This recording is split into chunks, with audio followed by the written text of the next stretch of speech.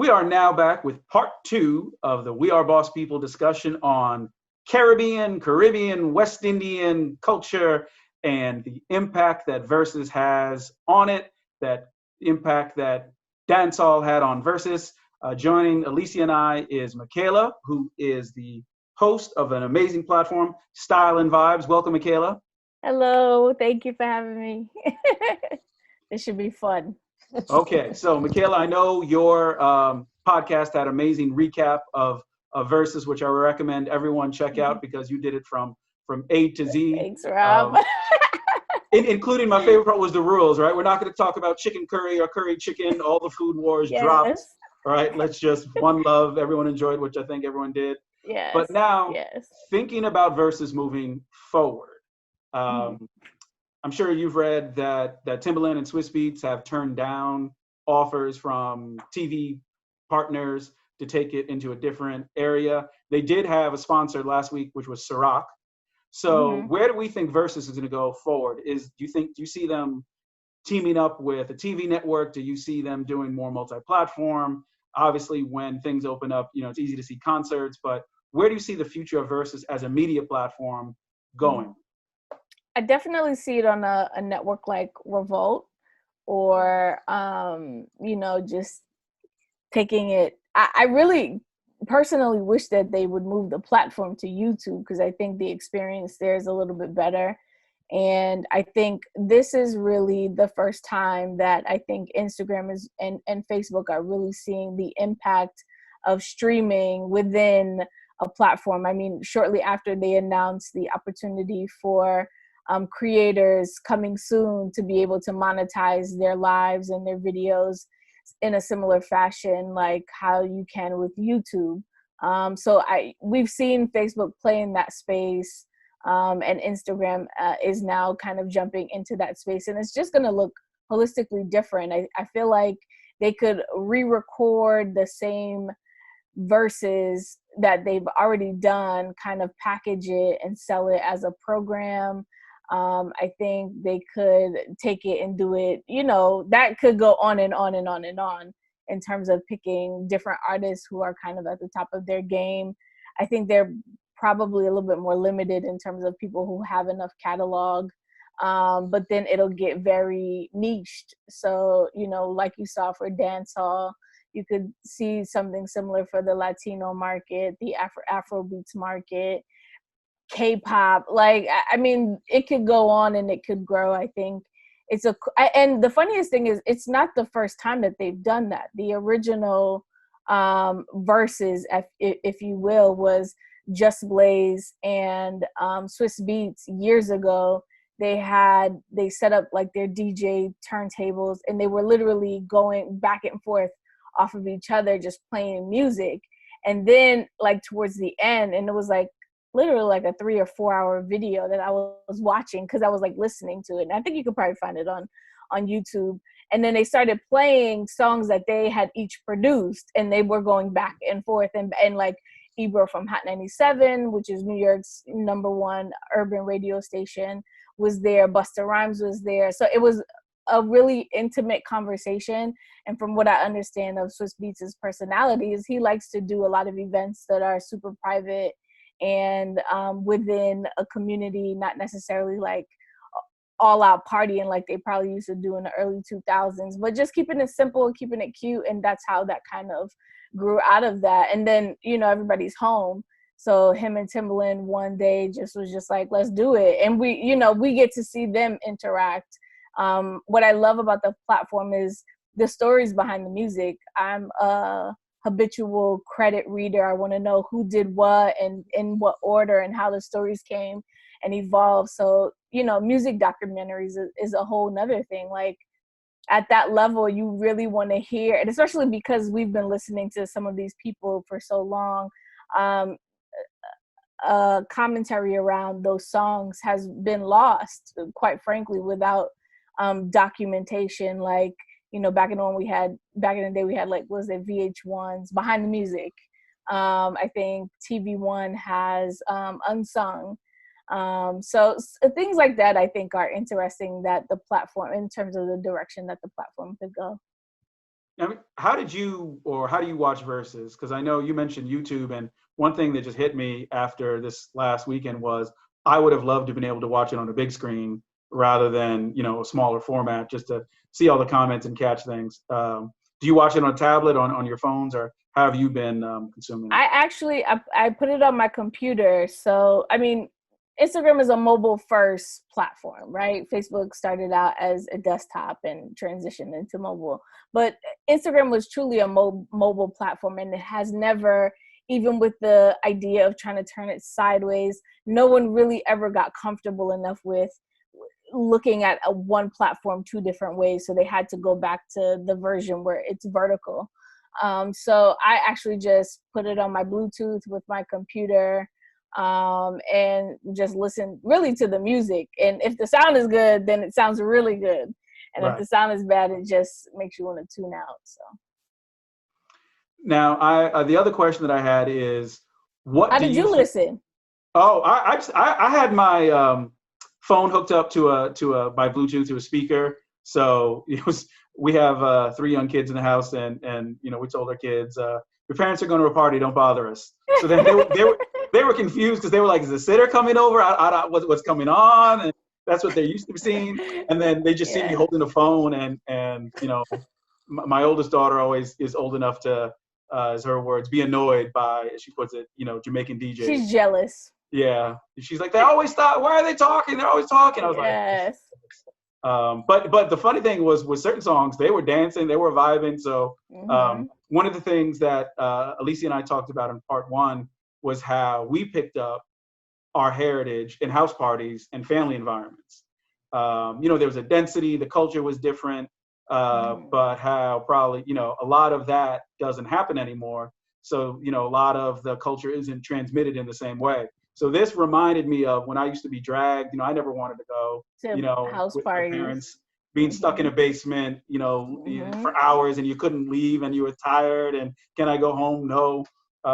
So it's, because they didn't have a choice. We were playing it. Nope, this is what's Yep. happening tonight, and you're gonna learn. But they appreciated it. They appreciated it. Yeah.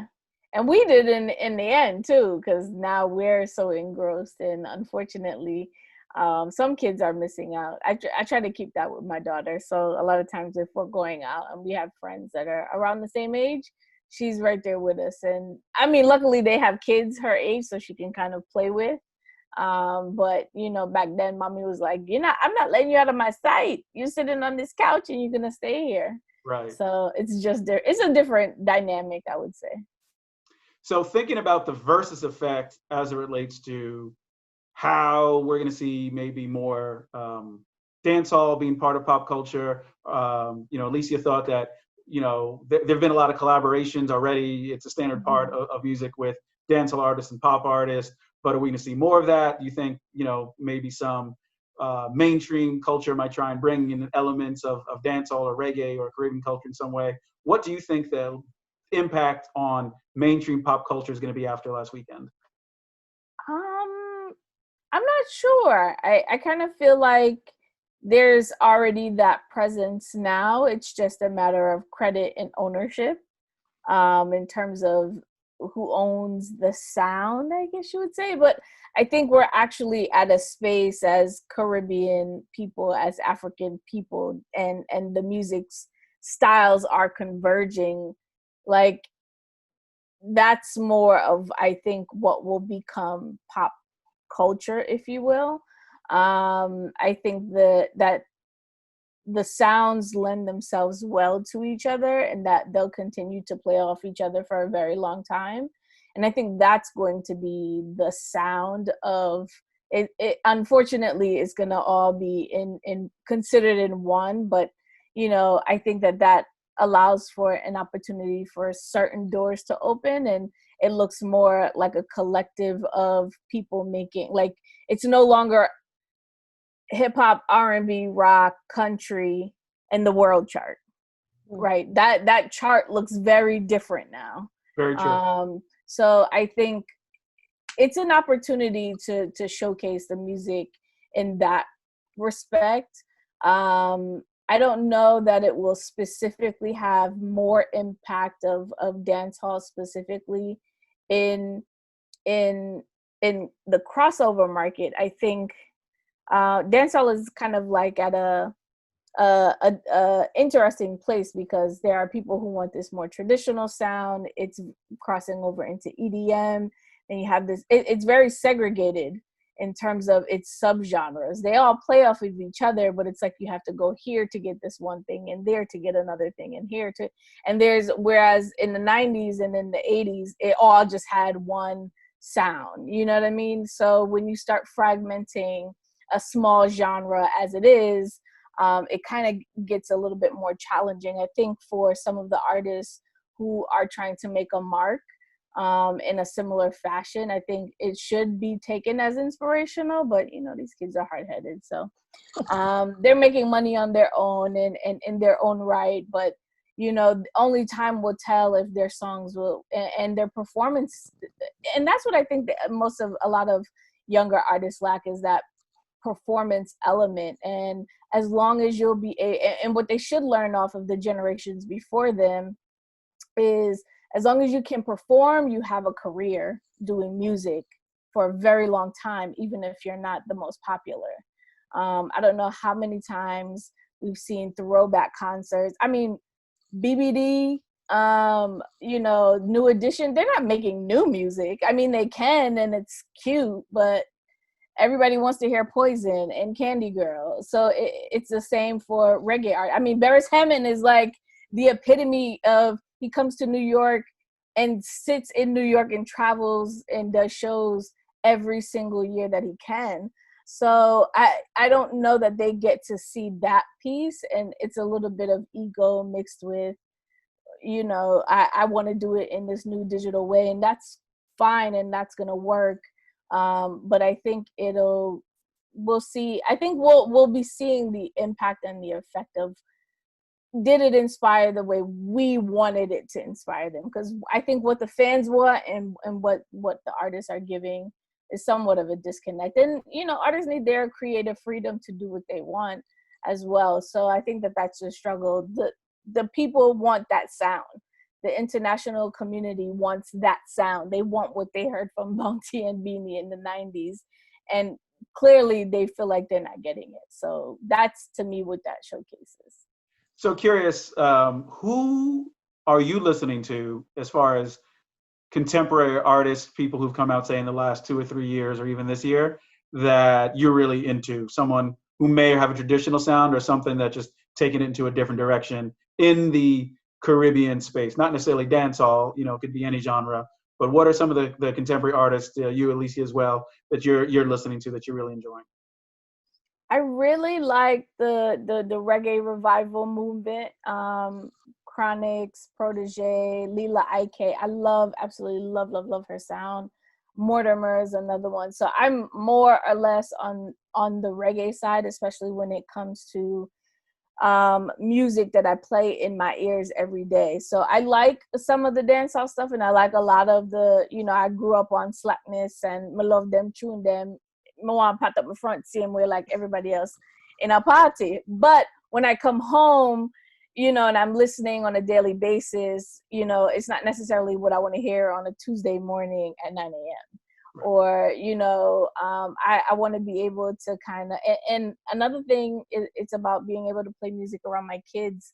We grew up around a lot of musical innuendos, so we didn't necessarily know what we were talking about when we were singing. We were more or less vibing to the music and the lyrics in terms of its flow and pattern. But now it's like super raunchy. Like, it's not hot up your front, it's grab up your PUSSY, and it's a lot more, and it's a little bit more in your face, and that's cool. I'm not opposed to it, but it's a time and a place. You know what I mean? Yeah, I'm sure you've done this, but I find myself sometimes listening to calypso from the 60s and 70s and just being like, oh, wow. Like, y'all was nasty back then. Y'all can't talk to us because this song,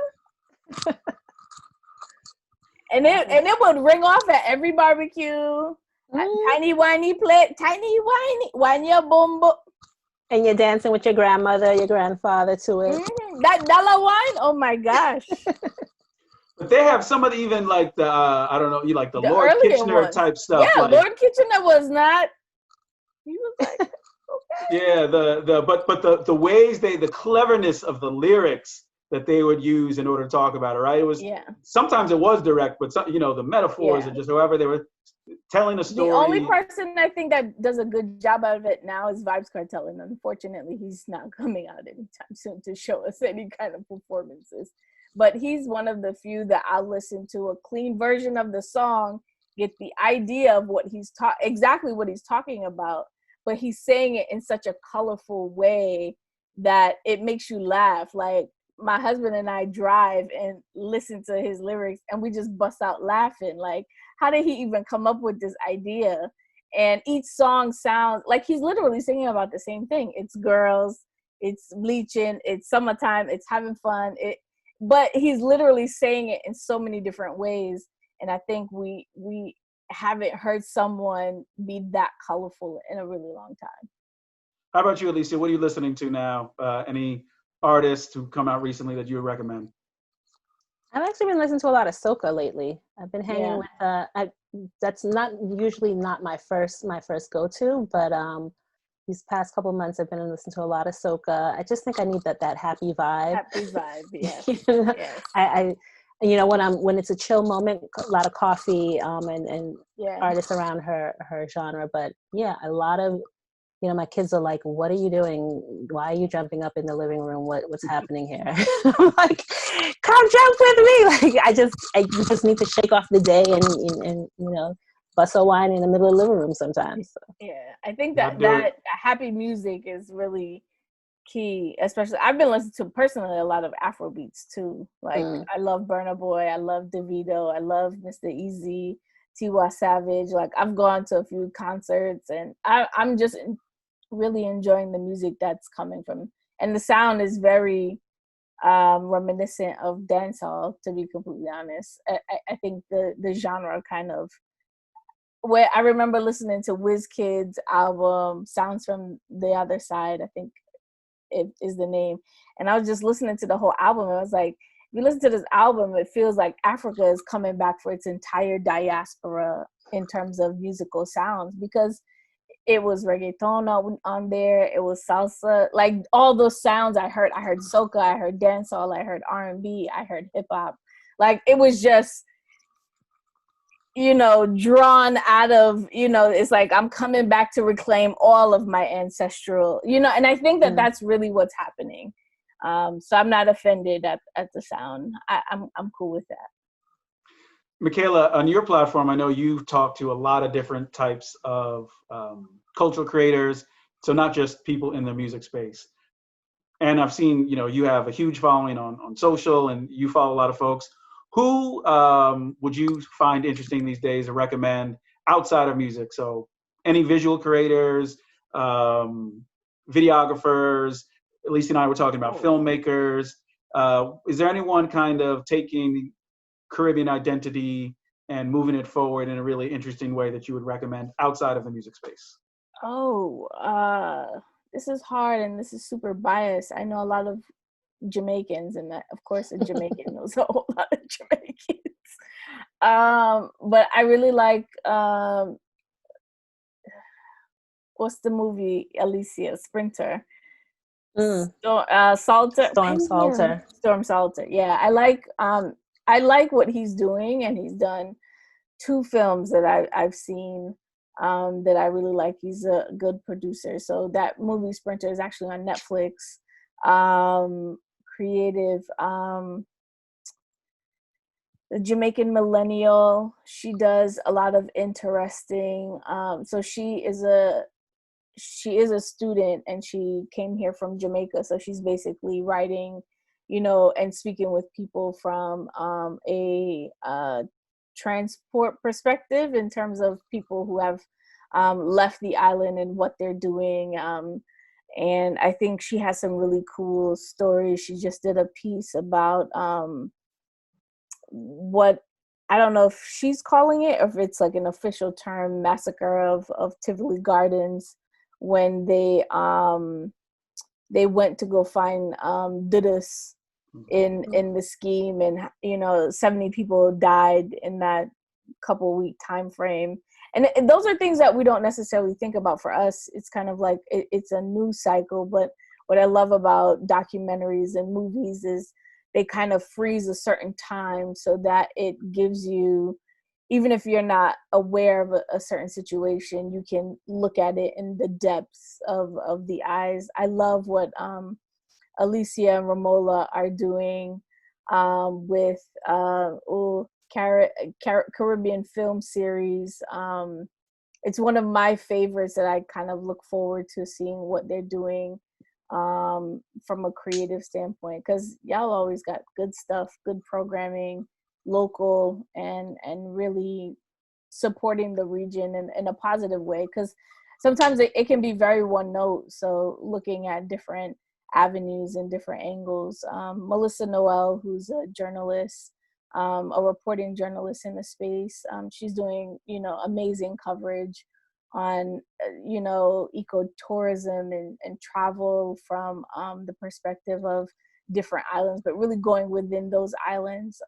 Jet Set Sarah, she's in that same space. I don't know, I follow a lot of people, so I like what I love, that everyone is just using the tools and really showcasing a light. Leonian Sweet, oh my gosh, how could I forget Wanda? Oh my God. She's doing amazing things highlighting Haiti, and she started off on Facebook, the Haitian American, and her content is crazy, and she really has a really great pulse and a vision for the views on Haitian and Haitians throughout the diaspora. So she does a lot of great coverage, and a lot of her stories get picked up by media like the Miami Herald and stuff like that. So I think she's doing an amazing job. There's a lot of people, but That's a great list. That is a great list. Yeah. So, I can't forget my girl, Carrie Ann Reed Brown. So she produces my podcast, and she has a podcast production company as well. And she has the Caribbean Podcast Directory. So it kind of shares, all the different podcasts within the space, whether you're new or you've been doing it a while. But she's been my introduction to podcasting, and she's kind of helped me keep it going. So. Oh, didn't even know there was a Caribbean podcast director. That is great. See there. There you go. Love it, the thing. Yeah, I'll send you the info. Yes, you are both content creators, and it's not your full-time job. It is a passion project. What keeps you going, Alicia, to do the film festival, to put in all the work, put in all the hours? What's your motivation? I love our people. I love our culture, and I want people to know what we're about. I work to eat. I work to pay my bills and feed my children. But when I get up in the day, what gets me through that is that I'm going to be able to share someone who's been in their village in Guyana and picked up a cell phone and made this incredible short film and get it out to the world, to know that I'm a part of uplifting our culture and giving a voice to people, a platform to people who didn't have access before, and helping to celebrate our culture and educate people beyond Bob Marley, beaches, and feathers. It's incredible. It's a responsibility, and I love it. It's what keeps me going even when I'm exhausted. Mikelah, how about you? I think in the same vein, there wasn't a lot dedicated to the diaspora. And if you look at, other cultures, they preserve in their space regardless of where they are. So I think there's always going to be that need for platforms like this one, like Alicia's, like my own, to kind of, this is, a gateway to your culture, and it is your culture. So don't feel like, because it's your birthright and it is your heritage. Your culture lives within you, and you're the one who carry the traditions. And if they don't, then it'll kind of get lost. It'll change, but it doesn't have to get lost. And I think we want to make sure that there's a huge level of authenticity. And by that, I just mean being able to express and share within a space that is holistically created to showcase the positive and the negative sometimes within our cultures, and just have that documentation. It's important. For historical references, we've heard about, you know, cultures being completely wiped out just because there is no physical reference to it. And long after I'm gone, hopefully, you know, in my will, I leave the Style and Vibes, you know, domain to make sure it stays. And, you know, that's my little piece of this legacy, you know. But I think it's just important to tell our stories and understand that there's a reference point for each of those moments in time. So for me, I think Verzuz was one of those moments, you know.